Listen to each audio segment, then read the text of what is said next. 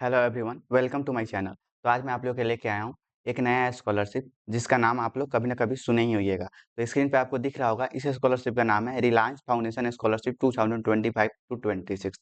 तो ये जहाँ तक मुझे लग रहा है इंडिया की सबसे बड़ी स्कॉलरशिप है जो सबसे ज़्यादा अमाउंट देती है अंडर ग्रेजुएशन स्टूडेंट के लिए। उसके अलावा ये पोस्ट ग्रेजुएशन वालों को भी ये स्कॉलरशिप अमाउंट देती है। जैसे कि मैं स्क्रीन पे बता दूँ, जो अंडर ग्रेजुएशन है उनका अगर इसमें सिलेक्शन हो जा रहा है तो उनको 2 लाख मिलेगा, और जो पोस्ट ग्रेजुएशन वाले हैं उनको 6 लाख मिलेगा। ओके, तो ये कैसे मिलेगा? इसकी एलिजिबिलिटी क्राइटेरिया क्या है? क्या-क्या प्रोसीजर रहने वाला है? और कैसे आप लोग इस स्कॉलरशिप को ले सकते हैं? उसके बारे में डिटेल से बात करेंगे। तो उससे पहले चैनल पे नए हैं तो चैनल को सब्सक्राइब कर दीजिए, ताकि ऐसे ही स्कॉलरशिप और ऐसे ही अपॉर्च्युनिटी, किसी भी टाइप की अपॉर्च्युनिटी आपसे मिस ना हो। तो चलिए वीडियो को शुरू करते हैं। तो देखिए, सबसे पहले आपको यहाँ पे अप्लाई करने के लिए कोई रजिस्ट्रेशन फ़ी देने की ज़रूरत नहीं है। आपको बस रेडी फॉर स्टडी के इस वेबसाइट पे आ जाना है, जिसका लिंक मैं चैनल के डिस्क्रिप्शन में दे दूँगा।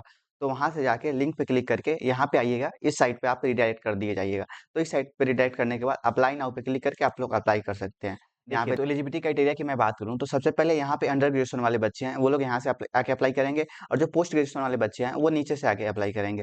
ठीक है? तो मैं अंडर ग्रेजुएशन वालों के लिए बता दूँ, पोस्ट ग्रेजुएशन वाले बच्चे जाकर खुद से चेक कर सकते हैं, वो लोग मैच्योर हो गए रहते हैं, उनको बताने की ज़रूरत नहीं होती ज़्यादा। बी ए रेज़िडेंट इंडिया सिटीज़न इंडिया के होने चाहिए, तो ये इन लोग को कैसे पता चलेगा? यहाँ पे आपको डोमिसाइल देना पड़ता है, जिस भी स्टेट से या जिस भी विलेज से अप्लाई करते हैं, वहाँ का डोमिसाइल बनता है। Second one is first year PG student. Okay, तो ये पीजी वालों के लिए है। चलिए, तो पीजी वाले की भी मैं बात कर ले रहा हूँ, उसके बाद यूजी की बात करूँगा। First year PG student who secured a score 550 and 1000 in the GATE examination. तो ये लोग भी डायरेक्ट एलिजिबल हैं, जिनका रैंक गेट में 550 से लेके 1000 के बीच आया हुआ है। या फिर ये दो कंडीशन में से कोई सा भी कंडीशन फुल हो जा रहा है, दूसरा कंडीशन आप लोग सुन लीजिए, तो आप लोग एलिजिबल हैं। स्टूडेंट हु हैव स्कोर्ड 7.5 या above in their under graduation CGPA, percentage of normalised to CGPA. तो मतलब थ्रू आउट द उनका BTech, throughout the graduation 7.5 CGPA से जिनका ऊपर है, वो लोग एलिजिबल हैं। या फिर गेट में 1 550 से लेके 1000 के बीच में जो है वो लोग एलिजिबल हैं। दोनों में से कोई सा भी सही है, तो वो लोग एलिजिबल हैं। अगर दोनों के दोनों हैं तो आपके चांस भी बढ़ जाएगा एलिजिबिलिटी का, यहाँ पे सिलेक्शन का।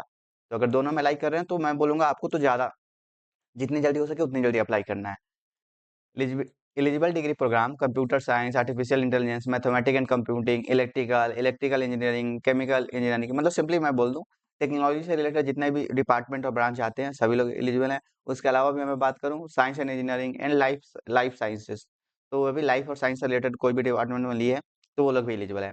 यहाँ पे 6 लाख आपको मिलेगा।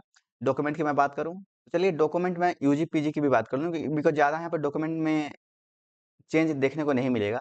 सिर्फ़ बस यहाँ पे आपको वेरीफ़ाई करने के लिए कि आपका रैंक कितना आया था गेट में, उसका रिज़ल्ट माँग सकते हैं ये लोग। तो यूजी की मैं बात करूँ, यूजी वाले आप लोग ध्यान से देखिएगा। तो वही है, first same eligibility be a Indian citizen, passing standard with minimum 60% 12th में। तो 12th में 60% मिनिमम होना चाहिए, तभी लोग एलिजिबल है। तो ये बहुत कम है, ऐसा नहीं है 60% से कम है तो आप स्कॉलरशिप के लिए एलिजिबल हो जाएँगे। 60% तो मैंडेटरी होता है वो। Current enrolled in the first year academic year 2025 in 26 in regular full time degree course in any stream। any stream मतलब वही टेक्निकल रिलेटेड कोई सा भी डिपार्टमेंट या डिग्री हो। Student having house hold income R S 15 lakh, preference given into R S 2.5 lakh.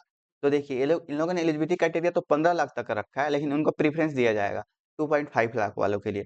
तो इसमें ऐसा चांस नहीं है जो 15 लाख वाले हैं उनको मिल नहीं सकता, उनको भी मिल सकता है।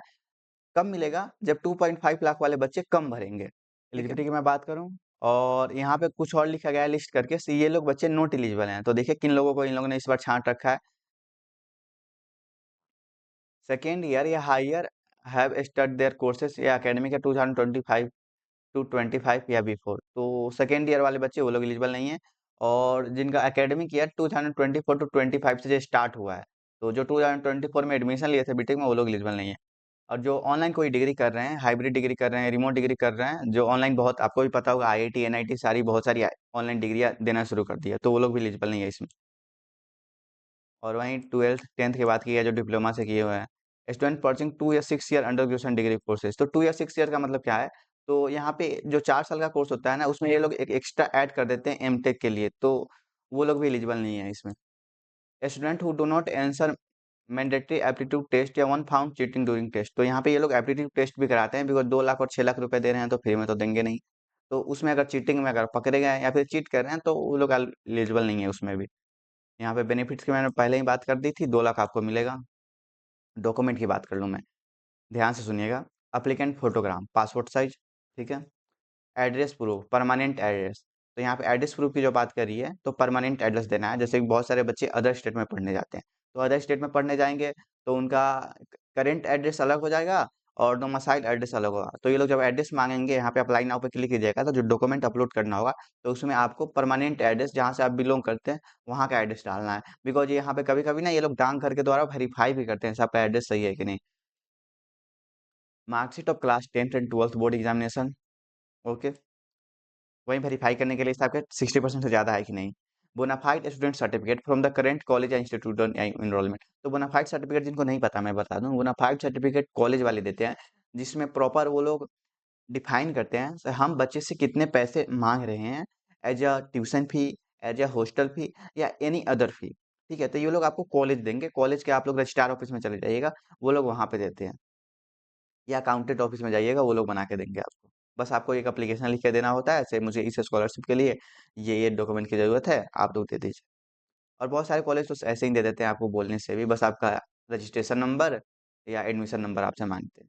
Family income proof issue bye ग्राम panchayat, ward councillor, sarpanch, income proof issue bye SDM, DM, court या तहसीलदार।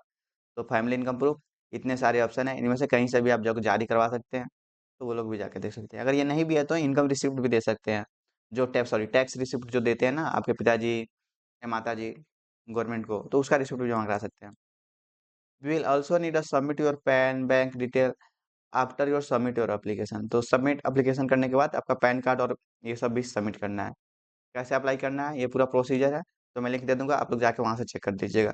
और इस स्कॉलरशिप से रिलेटेड आपको कोई भी दिक्कत आ रही है, तो आप लोग बेझिझक होकर कमेंट कीजिएगा, मैं आपके हर कमेंट का रिस्पॉन्स दूंगा। और चैनल को सब्सक्राइब करके रख लीजिएगा। Okay, thank you for visiting my channel.